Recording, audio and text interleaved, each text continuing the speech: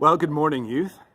Have you ever seen something that both terrified you and attracted you and was beautiful to you at the exact same time? For example, have you ever walked up to the edge of a very, very tall building or bridge and looked over and seen the hundreds of feet below you that you could fall? What did you do when that happened? What did you do? Well, if you're anything like me, you at first get the scared feeling in your stomach, because you know what could happen to you if you fall over that edge and what it would do to you. Yet at the same time, you also feel kind of strangely drawn to look back over the edge again. You almost can't stay away from the edge, even though it scares you. Or maybe that's not something that's happened to you. Maybe, have you ever seen a huge thunderstorm coming in over the sea onto a beach, and you know you need to go inside? And yet at the same time, you can't help but stand there and watch in awe, even though the danger is coming. Or maybe have you ever seen a dangerous wild animal like a bear or a lion in the zoo? And it was so terrifying and yet so beautiful to you that you wanted to run and also run up to it and pet it at the same time. I mean, maybe none of those examples resonate with you, but try to think of something in nature that you have seen that both terrifies you and it is strangely attracts you with its beauty and awe at the same time.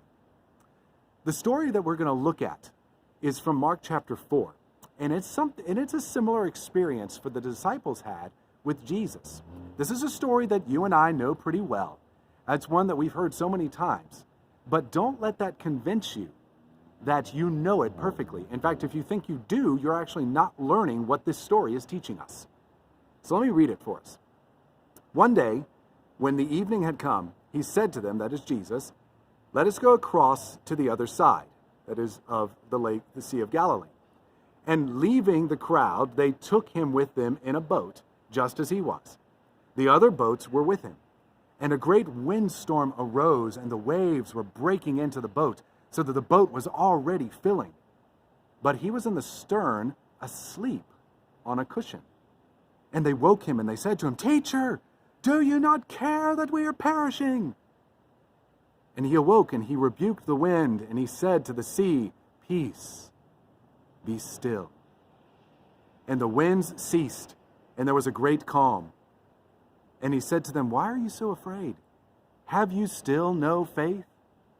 And they were filled with great fear, and said to one another, "Who then is this, that even the wind and the sea obey him?" You all know this story. And in fact, I think we know it so well that we miss what it shows us about Jesus. You see, before this story, the disciples had been with Jesus for a while. He had been teaching, and they had seen incredible miracles, such that the people were astonished by what he taught and the miracles he'd done. I mean, think of the Sermon on the Mount. They were astonished by his teaching. Think of the miracles he had done. He had healed many diseases. He had told many parables. So they were probably starting to think that they knew Jesus. The disciples were probably starting to think that. He was a teacher with miraculous gifts. That was what was in their head. They were drawn to him, but he didn't yet overwhelm them by who he was. Then they get into the boat, and the storm hits. It's a storm that's greater than anything they had ever seen. I mean, the disciples were experienced fishermen, so they knew how to handle storms. They weren't going to panic just at any storm. They knew what they were doing, yet it's too much for them. And yet, Jesus is still sleeping. Now, why is he sleeping? Well, it's not because he's God. It's actually because he's man. He's exhausted. He's been teaching. He's been performing miracles. He's tired, so he's asleep. And the disciples know this. So he's a man just like you and me. Yet at the same time, they know he's greater than that. So they say something. They know they need something from him. So they wake him up. And they wake him up and ask him to come and help them. And what does he do? He does something that they hadn't even imagined he would ever do. He stands up and all he says is, "Peace, be still." And immediately everything calms. Then how do the disciples react? They marvel at him, and they're even afraid. They say, "Who then is this, that even the wind and the sea obey him?" You see, they thought they knew who Jesus was. They thought they could understand him. They were very impressed with him, and they were drawn to him, but they weren't yet afraid of him. Yet here they are filled with great fear because Jesus has just blown their minds. They thought they knew what he was, and he has come and shown them that he is far more than they ever thought that he was. And that fills them both with great fear and great attraction to him. They realize that he is bigger than anything they had ever thought.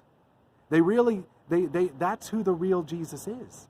The real Jesus is someone who both attracts us and draws us in with his love, his compassion, his grace, and yet at the same time terrifies us, is both beautiful and yet scary, like a dangerous wild animal. He's incredible or beautiful and yet draws us back like incredible heights. He's like Aslan in the Narnia books. You see, we're going to talk about Aslan this week in general before we start talking about the book specifically. Aslan is the character that ties all the stories together, just like Jesus ties the Bible together.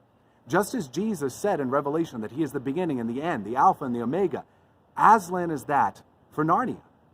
Now remember, Lewis is telling us the Christian story from a different perspective here. So Lewis doesn't tell us what Jesus is like he could in an essay like he does in Mere Christianity.